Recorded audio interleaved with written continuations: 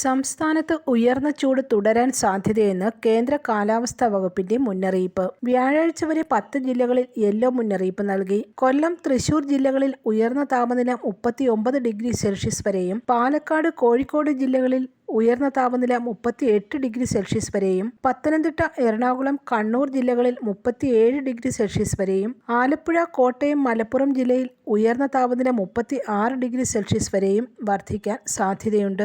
സാധാരണയേക്കാൾ 2 മുതൽ 3 degree Celsius വരെ ചൂട് കൂടുമെന്നാണ് മുന്നറിയിപ്പ്. ഉച്ചയ്ക്ക് ശേഷം മലയോര മേഖലയിൽ ഇടിമിന്നലോട് കൂടിയ വേനൽ മഴയ്ക്കും സാധ്യതയുണ്ട്. പൊതുജനങ്ങൾ ഇടിമിന്നൽ ജാഗ്രതാ നിർദ്ദേശങ്ങൾ പാലിക്കണമെന്ന് ദുരന്ത നിവാരണ അതോറിറ്റി വ്യക്തമാക്കി.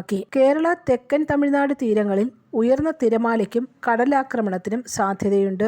മത്സ്യത്തൊഴിലാളികളും തീരദേശവാസികളും ജാഗ്രത പാലിക്കണം. അതേസമയം കേരള, കർണാടക, ലക്ഷദ്വീപ് തീരങ്ങളിൽ മത്സ്യബന്ധനത്തിന് തടസ്സമില്ല. News desk, press Malayalam.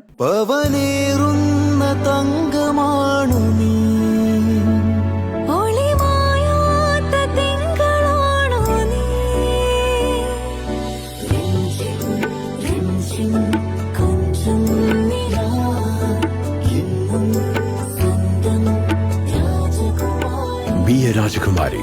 Rajakumari Gold and Diamonds. The trust of Travancore. Rajakumari.